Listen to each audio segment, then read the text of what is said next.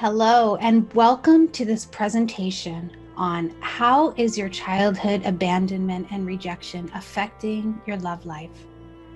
This webinar is presented by DBT Path at emotionallysensitive.com and is a psychoeducational resource. It is not intended to diagnose, treat, or cure any diagnosis or condition or to be a substitute for medical or psychiatric care. Welcome. Okay, so let's just jump right in here. We're going to start by talking about some of the very real ways, real and distressing ways often, that our past experiences with abandonment, rejection, and mistreatment as children can show up in our relationship dynamics as adults. The bulk of this presentation will be looking at the dynamics of a romantic relationship, but other types of relationships like friendships, family, work can be impacted in some of these ways as well. So let's start with fears. I'll read what's up here on the slide and then we'll get into each one a little bit more. So the first is worrying that the person will leave, get angry, or shut down if you do anything wrong. So something as simple as a facial expression, a sigh, a tone of voice, or someone not being fully attentive can feel like warning signs that someone is going to leave. The next is major anxiety when you have to be apart for any reason. So this can be for short periods of time, as in when you or the other person goes to work or school or spends time with other people or alone, or it could be for longer periods of time when you or the other person has to travel alone or with a company or to see family, for example. This last example up here, and of course this is not comprehensive, these are just some of the possible ways, but wrapping up on this slide is wanting a connection, a bond, intimacy, but also being afraid of having this. This one can get really tricky because we can end up doing behaviors that are pushing people away when what we're needing and wanting is the exact opposite. But there are layers here like an onion, and we might be afraid to be vulnerable, to be hurt again, to take that risk. So there's this inner conflict going on. And on the one hand, we might be asking for affection and attention and all of that. And on the other, we're saying and doing things that push the other person away. So these are some of the possible ways that our past childhood abandonment and rejection issues can show up in our adult relationships and in our love life.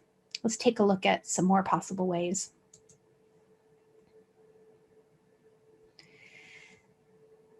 The next topic we're going to cover is splitting and all or nothing thinking, starting with putting partners on pedestals and pushing them off.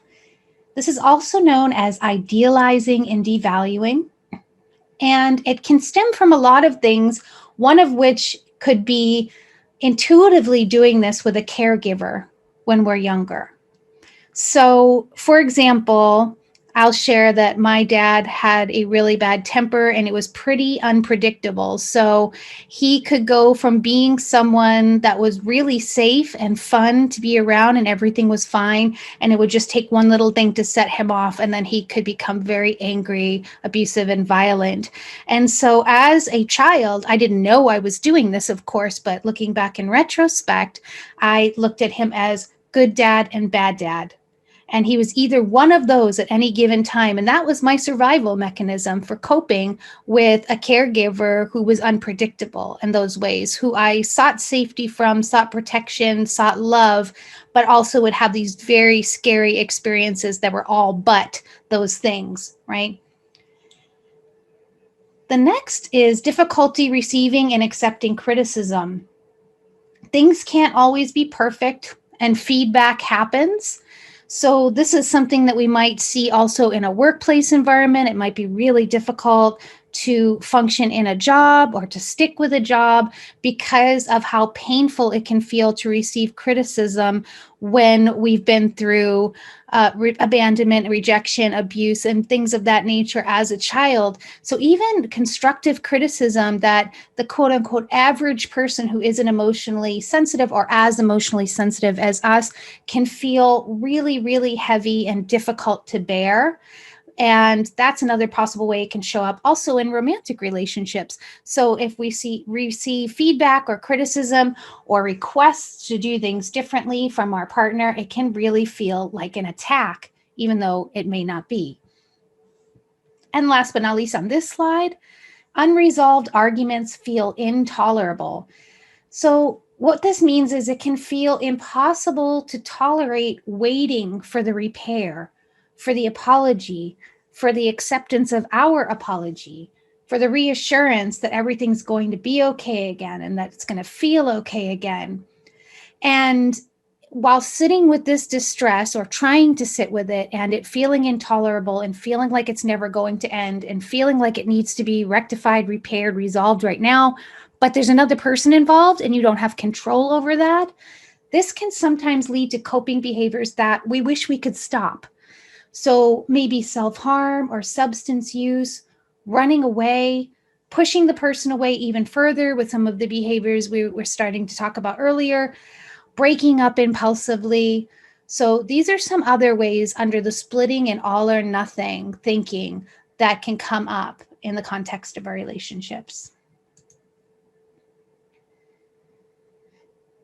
And age regression is something that can show up. So behaving more childlike around partners. So that might include using a younger voice, body language, having what we ourselves may describe as tantrums when we think about how a child or a toddler may react when something doesn't go their way, or they're frustrated, or they're needing attention, or they're needing to have a need met. I say this with zero judgment. I've done all of these things myself personally, and it is very understandable. And we're going to talk about why on the next slide. If you're doing this, it's also not necessarily pathological. We tend to have these behaviors in romantic relationships some of the time, and it doesn't necessarily mean it's connected to this. But if this is something that you've noticed, that it seems to be that you're able to be highly functional, you have a mature countenance, you are able to function at work, you speak like an adult with other adults, but when you're around your partner, you feel like you become smaller or younger and more, perhaps more timid and more childlike, then this is another place to look as a place where it could possibly be showing up emotionally from the past. And the next one is wanting to be rescued or taken care of. There can be this deep longing from not having received this early on, and even resentment that can turn into an unrealistic expectation in terms of what we want our partners to do and how we want them to show up. Now, that's not to say that some healing does not take place in the context of our relationships, especially in our romantic relationships, because it does. And we can and do help each other heal through our childhood wounds in many ways when it is a loving, caring, safe, reciprocal relationship. But sometimes when we have not had that feeling of security with our primary caregivers when we were children, we're looking for quite a bit of we have expectations that are very, very high for a romantic partner that might not be realistic. And we can learn to figure that out. We can learn to identify that and start to parse out what is realistic and what is something that we would want to ask for to work on with our partner versus something we would want to work on in therapy and internally for our own personal healing. But that's pretty common. And the last is that partner has children and you are not the priority. We actually had a student in our online class at emotionallysensitive.com who recently talked about this in one of our Zoom bonuses that we have called DBT and T, where we sit down and talk about the skills and how we're integrating them into our life. And that's the bonus offering that we have. And this was a really difficult and complex situation. And Catherine, my co-facilitator in the class, who's the licensed psychotherapist, was able to really validate the person who brought this up, as it can be really triggering if you're in a romantic relationship and you are making the partner number one, but you are not number one for them because they have children, especially young children. It can trigger not having been the priority earlier in life. And it can make it difficult to accept that you can receive love and be important in the relationship while a child or children are the first priority to the partner. So this is another way that it can show up.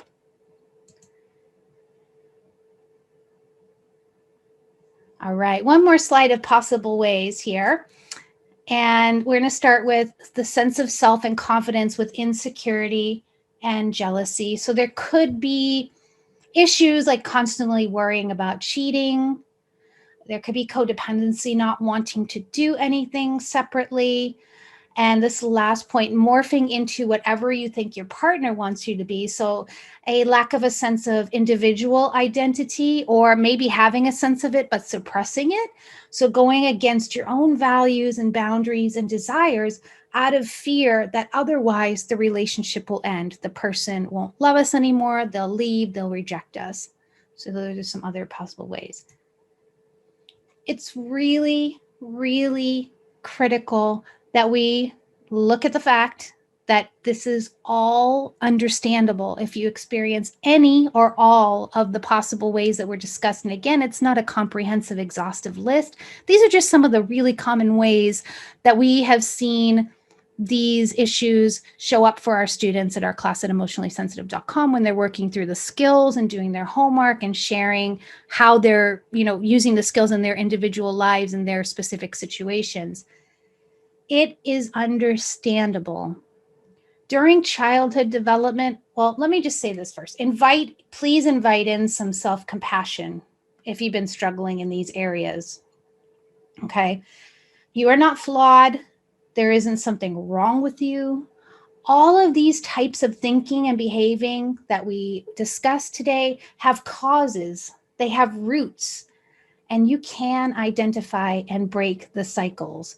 So it's connected to childhood development. It's connected to attachment. The way we attach to our primary caregivers when we're children influences how we attach to our romantic partners in adulthood. And in our interpersonal effectiveness DBT skills class that's starting on August 2nd, we are going to be talking about this further into the module. Once we have some skills and tools under our belt, we'll be examining and looking at the different types of attachment styles, what type of attachment style we may have developed, looking at the attachment styles potentially of our partners, and also our attachment styles with our primary caregivers, and how this all ties in and how we can use the skills in a way that makes sense given that information that we discover. During childhood development, we're also developing a sense of self. If we have to suppress parts of ourselves because we're hearing things like, oh, you shouldn't be crying, oh, you're overreacting, oh, you shouldn't feel this way, different things like that, it can really cause an inner dilemma and a conflict in so many ways, including doubting our own intuition and our own sense of what is right and wrong, if you will. When we're children, that's the way we tend to look at the world. And our sense of ourselves as being able to trust our own heart, our own inner wisdom and judgment, that can really be, unfortunately, damaged if we're not having that fostered and validated. Next is feelings of safety. I mentioned issues with my father. There were also issues with my mom. So there was a real lack of a consistent sense of safety. And if you can relate to that, then it can really help explain also the unsteadiness or instability that we may feel as adults in romantic relationships. Back to that validation, invalidation.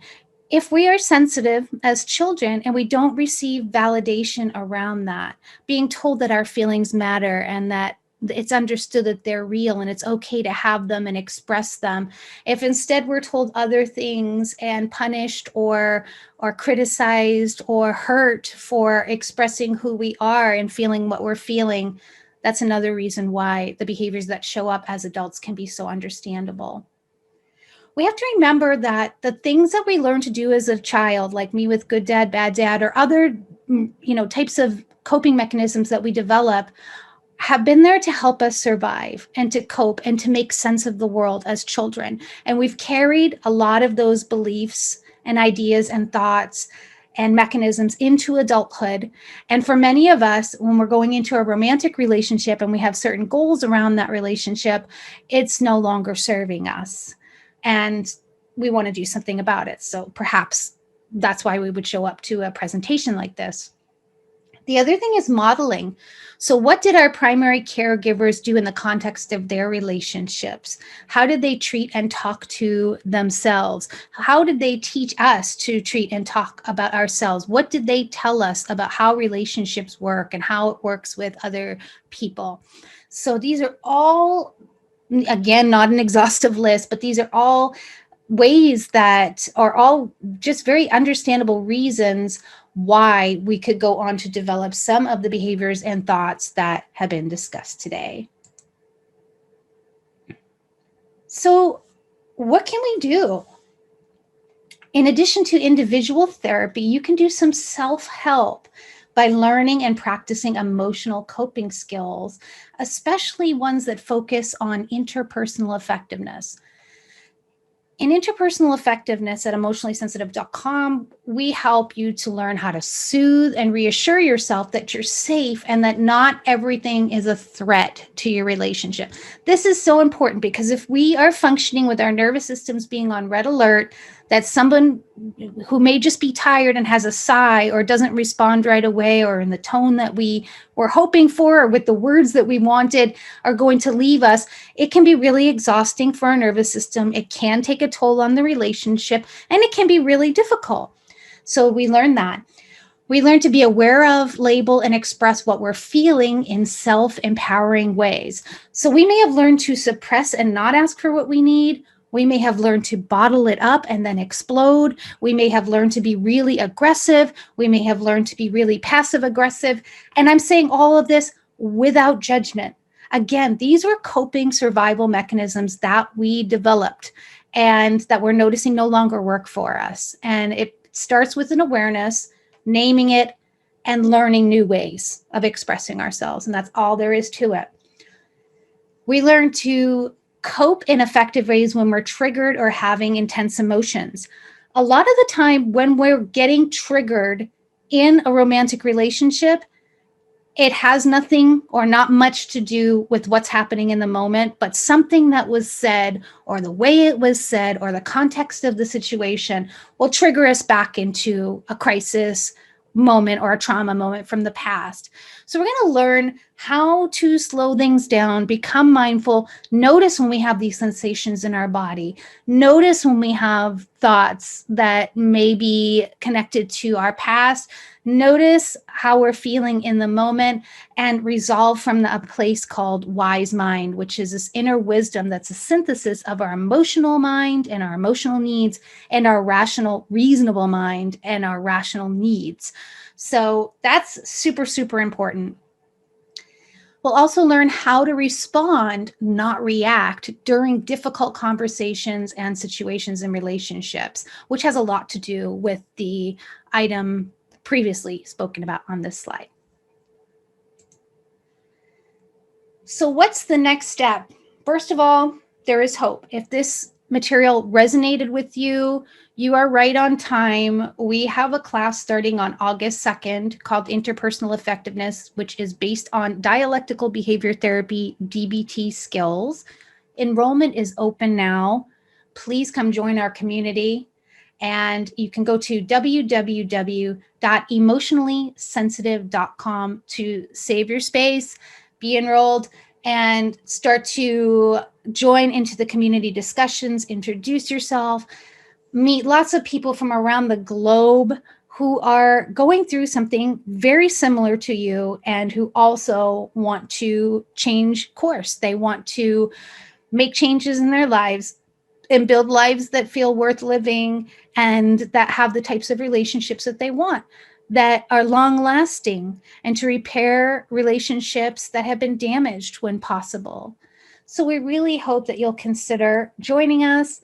And if you have any questions, please pop them in the comments or let us know, or come to our website, emotionallysensitive.com, and ask us on our live chat or use the contact form on our site. Thank you so much. And we look forward to having you with us to continue this discussion, to go into the work, and to help you reach your goals around your relationships. Thank you. Bye for now.